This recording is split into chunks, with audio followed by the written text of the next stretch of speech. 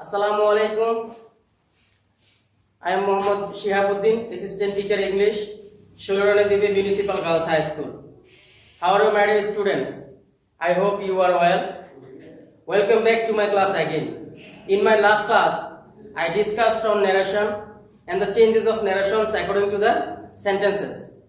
আমরা গত ক্লাসে assertive sentence narration করেছিলাম.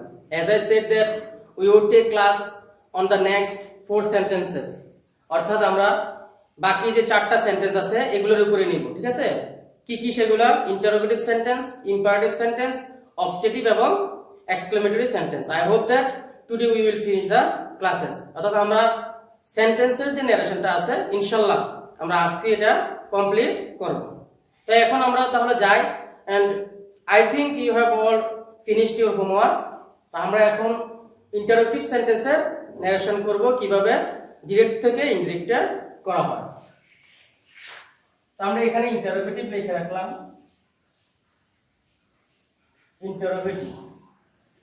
ইন্টারোগেটিভ বা ডিরেক্ট থেকে ইনডিরেক্ট. হ্যাঁ,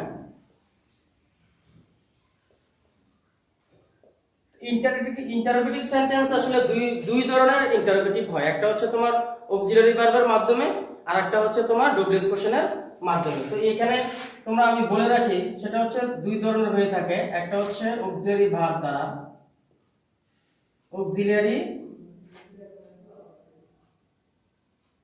একটা হচ্ছে অক্সিলারি ভার্ব থাকবে আর একটা হচ্ছে তোমার ডব্লিউএস কোশ্চেন দ্বারা, ঠিক আছে? তো ডব্লিউএস কোশ্চেন দ্বারা কোনগুলা? ডব্লিউএস কোশ্চেন দ্বারা হচ্ছে অর্থাৎ হু, হোয়ার, হুইচ, হোম, এগুলো হচ্ছে কি ডব্লিউএস কোশ্চেন. তো আমরা এই দুই টাইপের যখন অক্সিলারি ভার্ব দ্বারা শুরু হবে তখন রুল হবে একটা, যখন ডব্লিউএস কোশ্চেন দ্বারা শুরু হবে তখন রুল হবে আরেকটা. নাও let's go to the rules.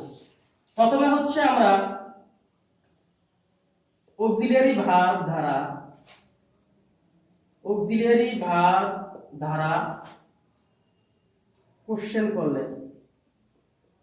Question হলে বা ইন্টারোগেটিভ হলে, হ্যাঁ, যেটাই তোমরা বুঝো ইন্টারোগেটিভ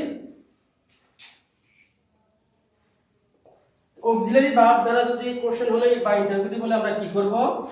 ওই যে আগে যে রুলটা আমরা করছিলাম তোমাদের হয়তো মনে আছে, সেট টু এর পরিবর্তন আমরা চলে আসবো. এখানে সেট টু এর পরিবর্তন কি হবে?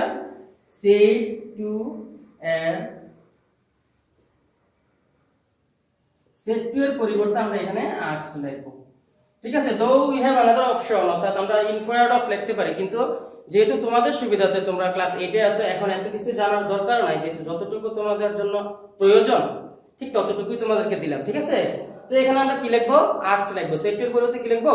আস্ক. কারণ ইন্টারোগেটিভ মানে হচ্ছে প্রশ্ন করা, তো আস্ক মানে হচ্ছে জিজ্ঞাসা করা বা প্রশ্ন করা, তাই না? তো সেট এর পরিবর্তে আস্ক. আরেকটা ছিল তোমার ইনভার্ট কমার পরিবর্তে, তাই না? তাহলে ইনভার্টেড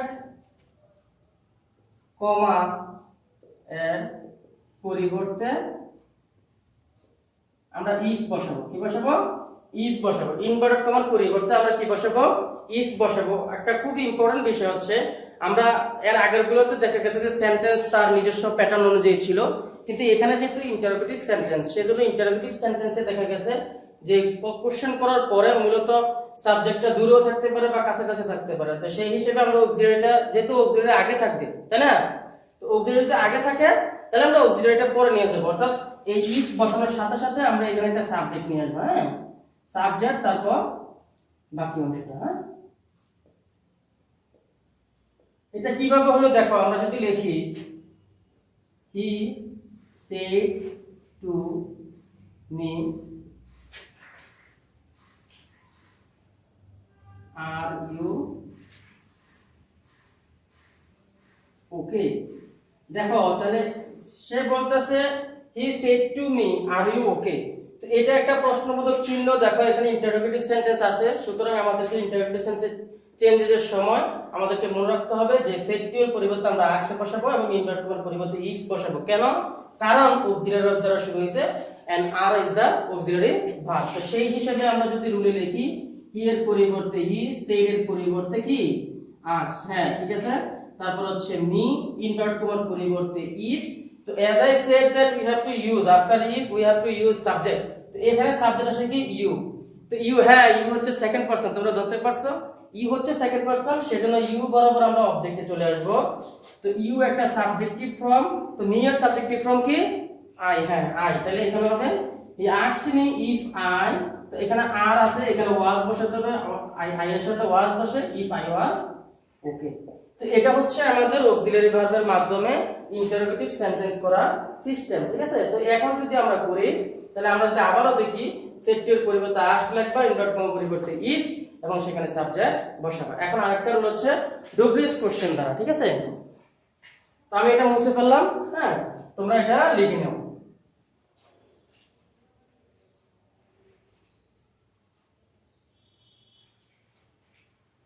ঠিক আছে মাই ডিয়ার স্টুডেন্টস, খুব ভালো করে খেয়াল রেখো প্রতিটা স্টেপ আমি কিভাবে তোমাদেরকে করাই। এখন 2 নাম্বার যেটা হচ্ছে সেটা হচ্ছে ডব্লিউএস কোশ্চেন দ্বারা হলে, ডব্লিউএস কোশ্চেন দ্বারা হলে, ডব্লিউএস কোশ্চেন দ্বারা যদি হয় তাহলে আমরা কি করব, সেটা রুল হচ্ছে এরকম, ওই সে আগের মতোই সেট টু এর পরিবর্তে আস্ক, সেট টু এর পরিবর্তে কি আস্ক, এবং 2 নম্বর হচ্ছে ইনভার্টেড কমার পরিবর্তে আমরা এখানে ডব্লিউএস কোশ্চেনটাই বসাবো, ঠিক আছে। তো এখানে দেখো ভালো করে বোঝার চেষ্টা করো, অর্থাৎ এর আগে আমরা ইনভার্ট কমার পরিবর্তে এখানে কি লিখছি, ইফ লিখছি, কিন্তু এখানে আমাদেরকে কি লিখতে হবে, ইনভার্ট কমার পরিবর্তে ডব্লিউএস কোশ্চেন যেটা থাকবে সেটাই লিখতে হবে। যেমন she said to him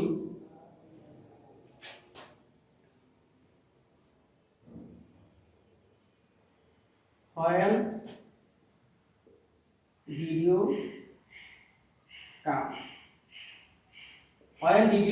come, তো সেটা হচ্ছে এখন he said to him when did you come, তো সেই হিসেবে আমরা দেখো এখানে ডব্লিউএস কোশ্চেন আছে, কি আছে, ডব্লিউএস কোশ্চেন আছে, ডব্লিউএস when, তো ডব্লিউএস কোশ্চেন যদি থাকে তাহলে আমি তোমাদেরকে আবার বলি, সেট টু এর পরিবর্তে আজকের জায়গায় আজকে থাকবে, শুধু ইনভার্ট কমার পরিবর্তে ডব্লিউএস কোশ্চেনটাই বসবে।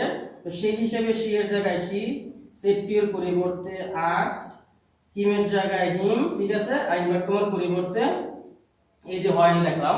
হয় লেখার পরে আমরা চলে যাব সাবজেক্টে, তো এটা আবার এগেইন সেকেন্ড পারসন, তো এখানে হিম চলে আসছে, হি হবে, এখানে আছে ডিড, কোন tense, past indefinite tense, yes, তো পাস্ট ইনডিফিনিট টেন্স হলে আমাদেরকে কি ইউজ করতে হবে, পাস্ট পারফেক্ট টেন্স, তাহলে কাম থাকলে ভু বসে, তাই না, তো কাম থাকলে যদি ভু হয় তাহলে সেটা কি হবে, when he had gone। এটা হচ্ছে তোমাদের ইনভার্টেড কমা টু ডব্লিউএস, তোমাদের ডব্লিউএস কোশ্চেন দ্বারা হইলে কিভাবে তোমরা ইউজ করবা, হ্যাঁ। তাহলে she asked him when he had gone, ঠিক আছে। তো রুল হচ্ছে এটাই যে যদি তোমরা ডব্লিউএস কোশ্চেন দেখো, এখানে শুধু পার্থক্য একটা, যদি তোমরা ডব্লিউএস কোশ্চেন দেখো তাহলে ডব্লিউএস কোশ্চেনের জায়গায় ডব্লিউএস কোশ্চেনে বসবে, যদি তোমার অক্সিলারি ভার্ব হয় তাহলে অক্সিলারি ভার্বের জায়গায় তোমরা you have to use the if use, হ্যাঁ ওকে। তো আমি এটাও মুছলাম, তো এটা এখানে আমাদের ইন্টারোগেটিভ শেষ হবে, এটাই হচ্ছে আমাদের ইন্টারোগেটিভের মূলত রুল। এখন আমরা যেটা যাব, হ্যাঁ সেটা হচ্ছে ইন্টারোগেটিভের পরে কি আসতেছে, ইন্টারোগেটিভের পরে হ্যাঁ ইম্পারেটিভ আসতেছে। এখন কি আসতেছে, ইম্পারেটিভ। ইম্পারেটিভের ক্ষেত্রে ইম্পারেটিভ কিভাবে শুরু হয় খেয়াল রাখো, ইম্পারেটিভ শুরু হয় দুই ভাবে, একটা হচ্ছে মেইন ভার্ব, একটা হচ্ছে কি মেইন ভার্ব ধারা, আর একটা হচ্ছে তোমার লেট ধারা, ঠিক আছে। তো আমরা এই দুইটা রুলই করব। তো যদি মেইন ভার্ব দ্বারা শুরু হয় তাহলে দেখো এক নম্বর রুলটা হইতেছে এখানে সেফটির পরিবর্তে কি বসবে, সরি যদি মেইন ভার্ব দ্বারা শুরু হয় আমরা এটা লিখে রাখি, মেইন ভার্ব দ্বারা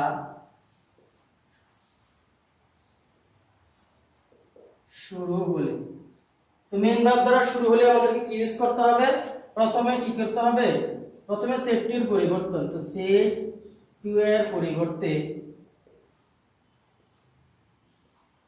সেট টু এর পরিবর্তে আমরা কি লিখব, অর্থ অনুযায়ী। তোমাদের মনে রাখতে হবে ইম্পারেটিভ মানে হচ্ছে আদেশ, উপদেশ, অনুরোধ, তারপরে হচ্ছে তোমার নির্দেশ, এই টাইপের কথাগুলো। তো সেট টু এর পরিবর্তে আমরা কয়েকটা জিনিস ইউজ করতে পারি। তা আমি এখানে কয়েকটা জিনিস লিখলাম।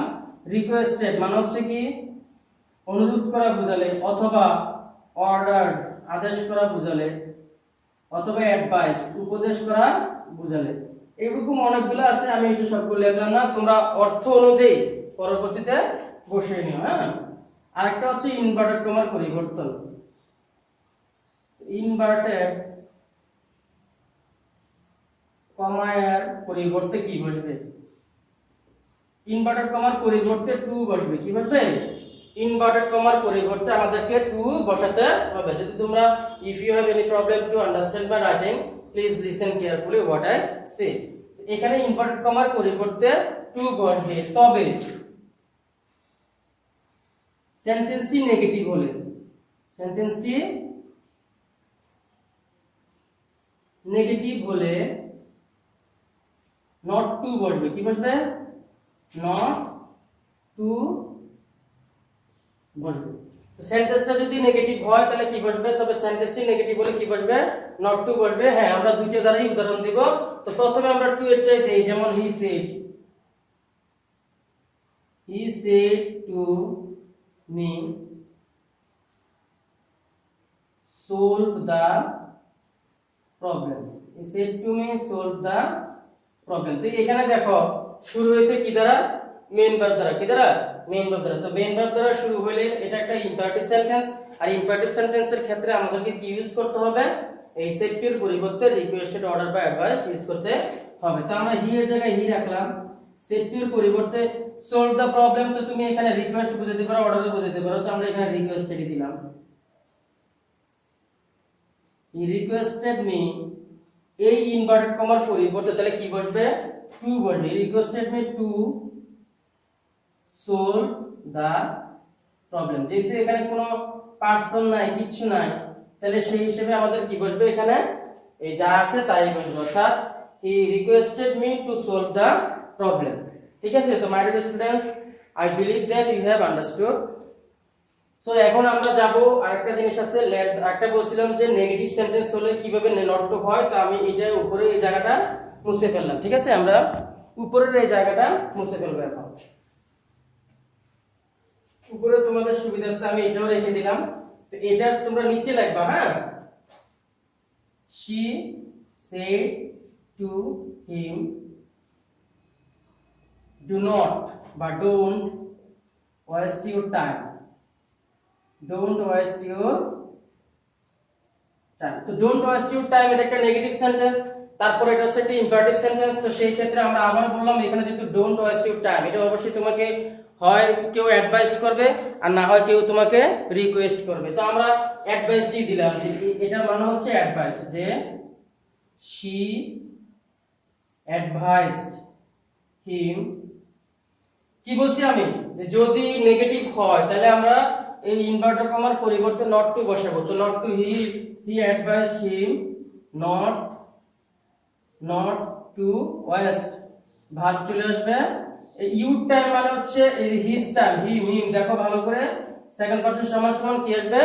অবজেক্ট আসবে। তাহলে হিজ টাইম আমরা যদি বরাবর যাই তাহলে সেটাই দেখতে পাবো। তো মাই ডিয়ার স্টুডেন্টস, এটাই হচ্ছে ইম্পারেটিভ সেন্টেন্সের মেইন ভার্ব দ্বারা শুরু হলে। এখন আমরা লেট দ্বারা চলে যাব। ঠিক আছে? তো তোমরা এটা লিখে নাও, আমি এটা উপরটা মুছলাম না তোমাদের সুবিধার্থে। ঠিক আছে, তোমরা ভালোভাবে বুঝো এবং লিখে নিও। দেখো কিভাবে একটা সেন্টেন্সের সাথে আরেকটা কানেক্টেড হয়, অর্থাৎ কিভাবে ইম্পারেটিভ হলে আমাদের কি কি ব্যবহার করতে হয়। তো এখানে দেখো আমরা এখানে এই যে ডোন্ট নেগেটিভ আছে, এজন্য আমরা কি ইউজ করছি? নট টু ইউজ করছি। ঠিক আছে, এখন দেখো আমরা লেট দ্বারা শুরু হলে, লেটস বা লেটাস দ্বারা শুরু হলে,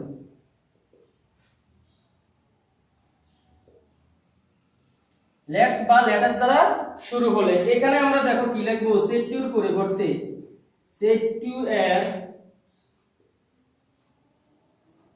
এর পরিবর্তে আমরা এখানে প্রপোজড লিখবো। কি লিখবো? প্রপোজড। কাউকে প্রস্তাব করা। লেটস দ্বারা আসলে কাউকে প্রস্তাব করাই বুঝায়। ঠিক আছে, তো সেট টু এর পরিবর্তে আমরা কি লিখলাম? প্রপোজড লিখলাম। আরেকটা বাকি আছে ইনভার্টেড কমা। ইনভার্টেড কমা পরিবর্তে আমরা কি লিখবো দ্যাট ইউজ করব। এইখানেই হচ্ছে তোমাদেরকে একটা ইম্পর্টেন্ট জিনিস মনে রাখতে হবে যে after that you have to use subject and after subject you have to use should, অর্থাৎ সাবজেক্টের পরে তোমাকে শুড ইউজ করতে হবে, অর্থাৎ আমরা লেট ওইখানে রাখবো না, লেটের পরিবর্তেই আমরা শুড ইউজ করবো। তো সেই ক্ষেত্রে আমাদেরকে মনে রাখতে হবে এটা লেখার সাথে সাথে আমরা একটা সাবজেক্ট নিয়ে আসবো এবং সাবজেক্টের পরে শুড চলে আসবে এবং শুডের পরে ভার্বের ওয়ান প্লাস বাকি অংশটা। ঠিক আছে, বাকি অংশটা বলতে আমরা যেই সিস্টেমে আমরা আগে থেকেই করে আসছি ঠিক সেই সিস্টেমে পরিবর্তন করব। যেমন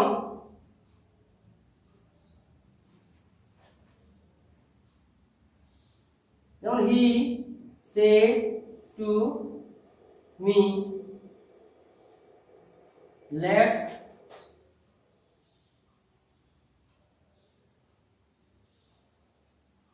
go there, let's go there। তো যেহেতু লেটস দ্বারা আছে তাহলে আমরা প্রথমে হি এর জায়গায় হি লিখলাম, said এর সেটটির পরিবর্তে আমাদেরকে প্রপোজড লিখতে হবে, হি প্রপোজড মি।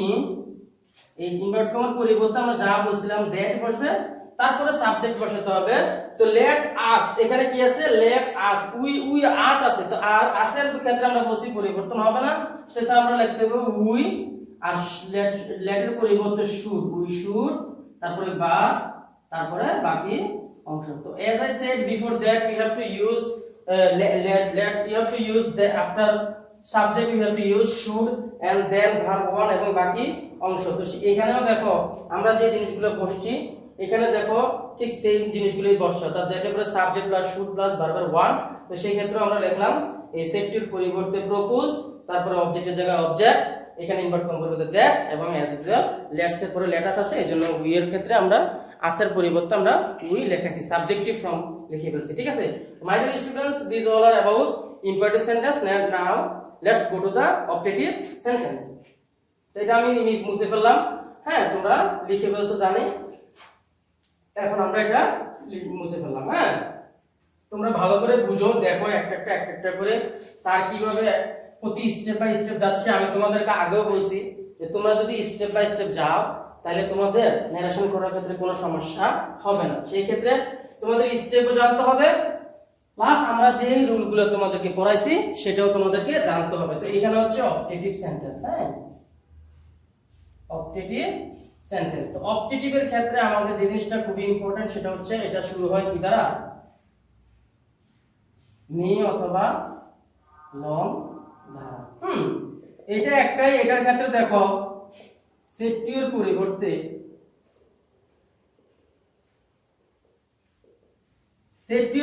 আমরা এখানে লিখব প্রেড অথবা উইশড লিখলাম, প্রেড অথবা কি উইশড। আর ইনভার্টেড কমার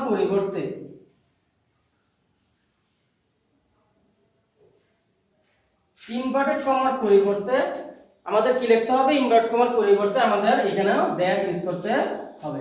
মনে রাখতে হবে যে ইনভার্ট কমার পরিবর্তে আমাদের কি ইউজ করতে হবে, দ্যাট ইউজ করতে হবে। তাইলে একটা জিনিস খেয়াল রাখো, দুইটা সেন্টেন্স আইদারে শুরু, একটা ইন্টারোগেটিভ একটা ইম্পারেটিভ, ওই দুইটাতেই ব্যতিক্রম ছিল, আর বাকিগুলোতে দেখো দ্যাটই আসবে। হ্যাঁ তো আমরা যদি এখানে উদাহরণ দেই, he said to me may Allah help you, he said to me may Allah help you। এখানে দেখো আরেকটা জিনিস খেয়াল রাখো, এই যে মে শব্দটা আছে এই দ্যাট এর পরেও আমরা একটা সাবজেক্ট বসাবো, সাবজেক্টের পরে আমাদের মাইট বা মে থাকুক বা না থাকুক আমরা এটা বসাবো। ঠিক আছে, অর্থাৎ মে যদি এই সেন্টেন্সে মে আছে আর তাহলে তো লং লিভ দ্বারা শুরু হবে, তাই না? তো মে থাকলেও আমরা মাইট বসাবো, লং থাকলেও আমরা মাইট বসাবো। ঠিক আছে, জিনিসটা মনে রাখো। কখন বসাবা, সাবজেক্টের পরে। তো এটা আমরা লিখি, দেখো এখানে হি সেড এর পরিবর্তে অবশ্যই প্রেড, দেখো হি প্রেড মি দ্যাট। তো এখানে সাবজেক্ট হচ্ছে আল্লাহ, আল্লাহ লেখার পরে এই মেয়ের জায়গায় আমাদেরকে মাইট লিখতে হবে, আল্লাহ মাইট হেল্প। এটা দেখো এটার পরিবর্তে আবার চলে আসছে হেল্প মি। ঠিক আছে, তো এটা হচ্ছে অবজেক্টিভ সেন্টেন্সের রুল। হ্যাঁ, তোমরা ভালো করে দেখো, লেখা যদি ক্লিয়ার না হয় আমি আবার তোমাদেরকে বলছি, তোমরা খেয়াল রাখো। যদি মে অথবা লং লিভ দ্বারা শুরু হয় এটা হচ্ছে ইম্পারেটিভ সেন্টেন্সের রুল। বাকিটা হচ্ছে সেট টু এর পরিবর্তে আমরা প্রেড অথবা উইশড বসাবো, ইনভার্ট কমার পরিবর্তে দ্যাট বসাবো, তারপর সাবজেক্ট প্লাস মাইট প্লাস ভার্ব ওয়ান বসাবো। আমি আবারও বলি, এই যে মাইট শব্দটা এটা মে থাকলেও বসবে, মে না থাকলেও বসবে। ঠিক আছে, তো সেই সিরিয়াল অনুযায়ী আমরা হি এর জায়গায় হি, সেট টু এর পরিবর্তে প্রেড, মি এর জায়গায় মি, ইনভার্ট কমার পরিবর্তে দ্যাট, সাবজেক্ট আল্লাহ, মে এর পরিবর্তে মাইট, তারপর ভার্বের ওয়ান, তারপরে অবজেক্ট ইউ আছে, আর ইউ হচ্ছে সেকেন্ড পারসন, সেই জন্য এটা সরাসরি তোমার রিপোর্টিং ভার্বের অবজেক্টে চলে আসে। ঠিক আছে, এটা হচ্ছে আমাদের অবজেক্টিভ সেন্টেন্স। এখন আমরা আমাদের লাস্ট যে সেন্টেন্স আছে সেটা হচ্ছে exclamatory sentence. After that we will finish our class. তো এখন আমাদের যে লাস্ট ওয়ান সেটা হচ্ছে এক্সক্লেমেটরি সেন্টেন্স। হ্যাঁ, এক্সক্লেমেটরি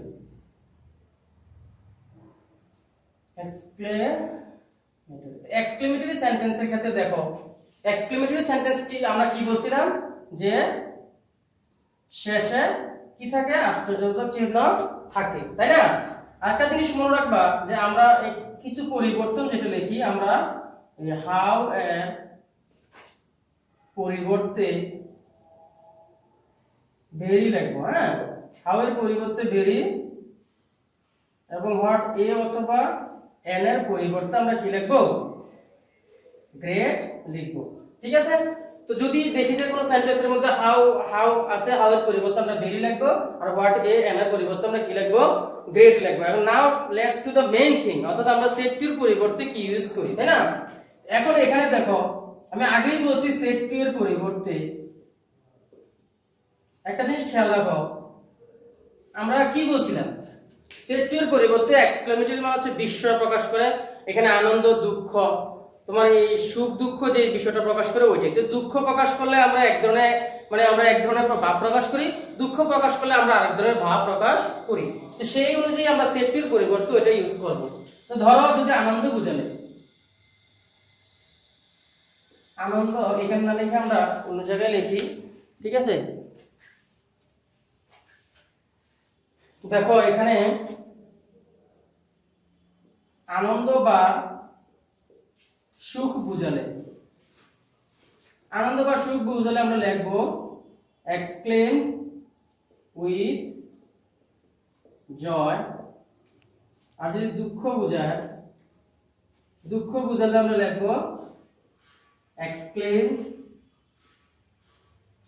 উইথ সরো। হ্যাঁ, এই জয় মানে আনন্দ, সরো মানে দুঃখ। তো এই দুইটাই আসলে, আনন্দ বুঝালে এক্সক্লেম উইথ জয়, আর দুঃখ বুঝালে এক্সক্লেম উইথ সরো। এখন দুই নাম্বার যেটা আছে সেটা হচ্ছে ইনভার্টেড কমার পরিবর্তে, inverted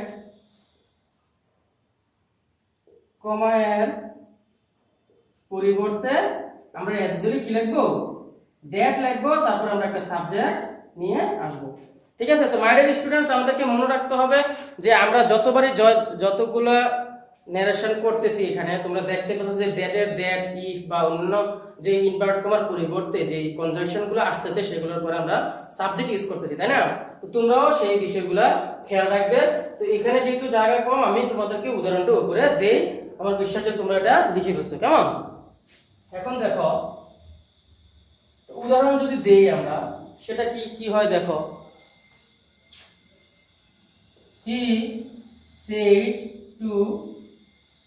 he said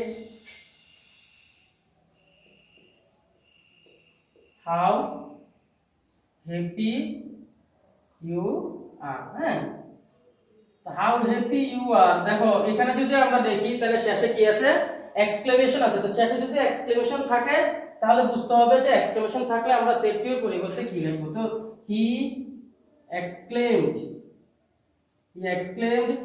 with joy, তারপর ইনভার্ট কমার পরিবর্তে দ্যাট। হ্যাঁ, ইনভার্ট কমার পরিবর্তে কি লিখবো, দ্যাট লিখবো। লেখার পরে আমরা ইউ সরাসরি সাবজেক্টে চলে যাব। তো এখানে দেখো, আমরা এখানে যদি একটা অবজেক্ট থাকে তো সেই হিসেবে আমরা মি অথবা হি ধরলাম। তো মি ধরলাম যে হি এক্সক্লেমেড জয় দ্যাট আই, এই আর এর জায়গায় আমাদেরকে লিখতে হবে ওয়াজ, I was.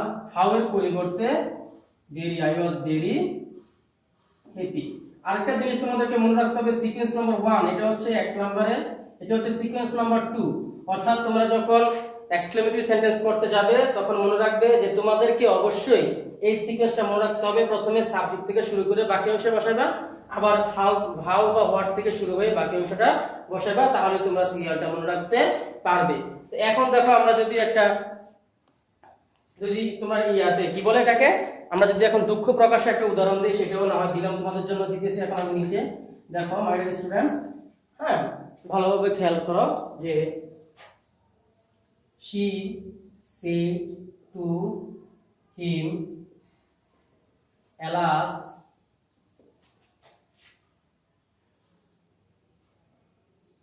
I am sick। তো সে বলল যে alas I am sick। তো এখানে দেখো আমরা কি লিখলাম, she exclaimed with sorrow that। এখানে আসলে আমরা যে অবজেক্টটা, হ্যাঁ এই অবজেক্টটার এখানে লেখার দরকার নেই, বা না লিখলেও হয়। তো exclaim with sorrow him that দিলে তোমরা অবজেক্টটা লিখলেও হয়, না লিখলেও হয়, ঠিক আছে। তো না লিখলেই সুন্দর লাগে। এই এক্সক্লেম উইথ সরো দ্যাট, এখানে হি আই এর পরিবর্তে চলে যাব শি, এমন জায়গায় শি ওয়াজ সিক, ঠিক আছে। তো এটাই হচ্ছে আমাদের জন্য আজকের যে এক্সক্লেমেটরি সেন্টেন্সের রুল। এই এক্সক্লেমেটরি সেন্টেন্সের ক্ষেত্রে তোমরা ভালোভাবে মনে রাখবা যে এখানে যখন দুঃখ প্রকাশ করে এলাস মানে হচ্ছে হাই আই এম সিক, আমি অসুস্থ, হাই, বা আমরা যখন কান্নাকাটি করি ওই টাইপের অর্থগুলো এগুলো বসে। আরো অনেক শব্দ আসবে, হুররে আসবে, আসবে। তো দেখো এই যখন তোমাদের আনন্দ প্রকাশ করবে তখন তোমরা এই এক্সক্লেম উইথ জয় ইউজ করবা, যখন দুঃখ প্রকাশ করবে এক্সক্লেম উইথ সরো ইউজ করবা। তো my dear students, this are all about sentence narrations. I believe that you all understand my class. If you have any problem, then try to again and again and listen what I say. তোমরা সব বারবার repeat করো, হ্যাঁ, এবং তোমরা যত পারো, as much as you have time, just practice at your home. যত প্র্যাকটিস করবা ততই তোমরা শিখতে পারবা। তো my dear students, I would like to conclude my class. I would like to finish my class. These are all about sentence narrations. In my next class, I will take the final class, and on our final class will be on passage narration, which is the most important for your exam, because পরীক্ষার ক্ষেত্রে শুধুমাত্র passage ন্যারেশনই আসে। তো এই সবগুলো sentence narration হচ্ছে beginning of the narration, আর passage narration হচ্ছে the final part of the narrations. If you are trying to understand all the sentence narrations, if you have completely understood the sentence narrations, then I can assure you that you will be able to change passage narrations from direct to indirect or indirect to direct। তো তোমাদের কাজ হচ্ছে, বাসার কাজ হচ্ছে যে তোমরা সবাই মিলে, তোমরা সবাই এই সেন্টেন্স ন্যারেশনের, আবার দিলাম যে সেন্টেন্স ন্যারেশনের হোমওয়ার্ক করবা। সেন্টেন্স ন্যারেশন, হ্যাঁ যতগুলো সেন্টেন্স আমরা তোমরা পড়াইছি, এই সেন্টেন্স ন্যারেশনের হোমওয়ার্ক গুলো করবা, তাইলে তোমরা সবকিছু বুঝতে পারবা। My dear students, stay home, stay safe, stay blessed. Thank you so much. আসসালামু আলাইকুম।